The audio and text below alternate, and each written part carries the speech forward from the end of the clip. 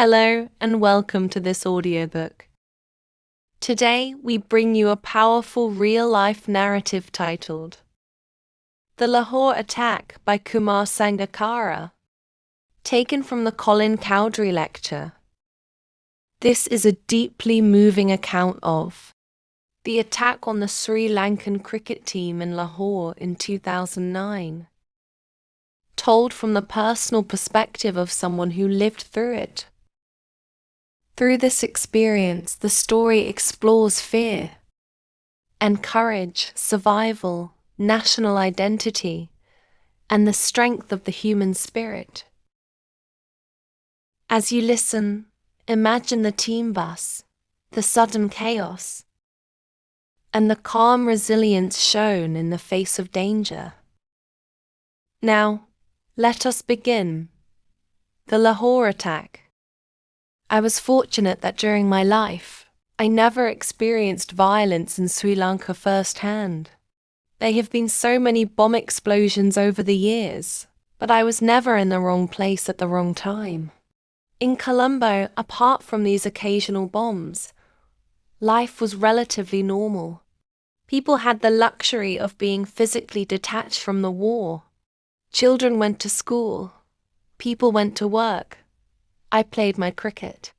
In other parts of the country, though, people were putting their lives in harm's way every day, either in the defense of their motherland or just trying to survive the geographical circumstances that made them inhabit a war zone.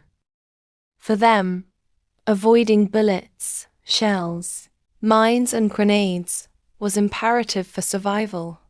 This was an experience that I could not relate to. I had great sympathy and compassion for them, but had no real experience with which I could draw parallels. That was until we toured Pakistan in 2009. We set off to play 2 tests in Karachi and Lahore. The first test played on a featherbed, passed without great incident. The second test was also meandering along with us piling up a big first innings when we departed for the ground on day 3. Having been asked to leave early, instead of waiting for the Pakistan bus, we were anticipating a day of hard toil for the bowlers. At the back of the bus, the fast bowlers were loud in their complaints. I remember Philin the Shara being particularly vocal, complaining that his back was near breaking point. He joked that he wished the bomb would go off, so we could all leave Lahore and go back home. Not 30 seconds had passed when we heard what sounded like firecrackers going off. Suddenly a shout came from the front. "Get down, they are shooting at the bus." The reaction was immediate. Everyone dived for cover and took shelter on the aisle, or behind the seats. With very little space, we were all lying on top of each other. Then the bullets started to hit. It was like rain on a tin roof. The bus was at a standstill, an easy target for the gunmen. As bullets started bursting, through the bus all we could do was stay, still and quiet, hoping and praying to avoid death or injury. Suddenly Mahela, who sits at the back of the bus, shouts saying he thinks he has been hit in the shin.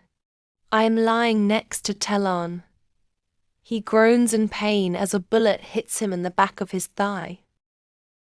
As I turn my head to look at him, I feel something whiz past my ear, and a bullet thuds into the side of the seat, the exact spot where my head had been a few seconds earlier. I feel something hit my shoulder and it goes numb. I know I had been hit, but I was just relieved, and praying I was not going to be hit in the head. Tharanga Paranavathana on his debut tour is also next to me. He stands up, bullets flying all around him, shouting, "I have been hit," as he holds his blood-soaked chest. He collapsed onto his seat, apparently unconscious. I see him and I think, "Oh my God, you are out first ball. Run out the next innings and now you have been shot." What a terrible first tour. It is strange how clear your thinking is. I did not see my life flash by. There was no insane panic. There was absolute clarity and awareness of what was happening at that moment. I hear the bus roar into life and start to move. Dilshan is screaming at the driver, "Drive, drive, speed up, swerve," and are finally inside the safety of the stadium. There is a rush to get off the bus. Tharanga Paranawatthana stands up. He is still bleeding and has a bullet lodged lightly in his sternum, the body of the bus tempering, its velocity enough to be stopped by the bone. Tilan is helped off the bus. In the dressing room, there is a mixture of emotions: anger, relief, joy. Players and coaching staff are being examined by paramedics. Tilan and Paranavathana are taken by ambulance to the hospital. We all sit in the dressing room and talked about what happened. Within minutes, there is laughter and the jokes have started to flow. We have for the first time been a target of violence. We had surveyed. We all realized that what some of our fellow Sri Lankans experienced every day for nearly 30 years. There was a new respect and awe for their courage and selflessness. It is notable how quickly we got over that attack on us.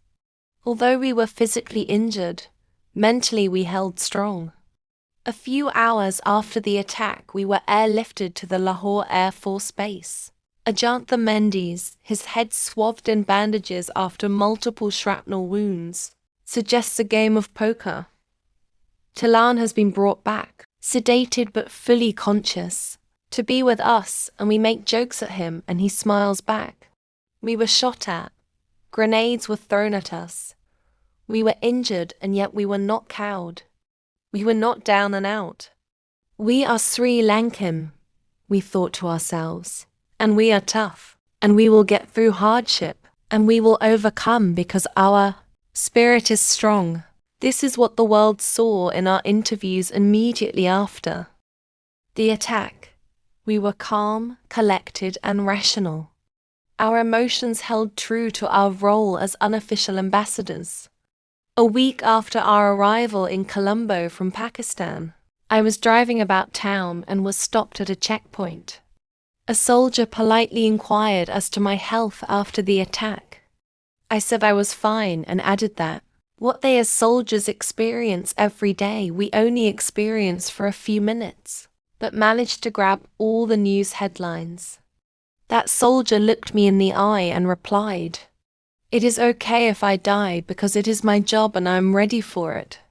But you are a hero, and if you were to die, it would be a great loss for our country." I was taken aback.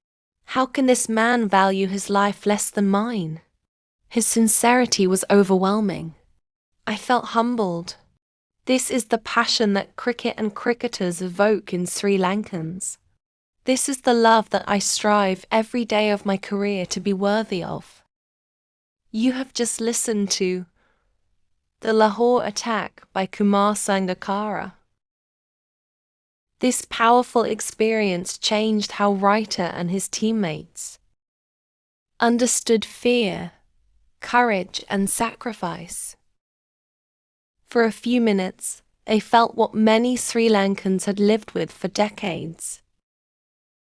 From that moment came humility, respect, and a deeper sense of national spirit. This is not just a cricket story. It is a story of resilience, gratitude, and the strength of the human spirit. Thank you for listening to this audiobook. If you enjoyed this narration, please like, share, and subscribe to the channel. For more non-fiction texts, speeches, and English literature audiobooks, don't forget to comment and share your thoughts below. Until next time, happy listening.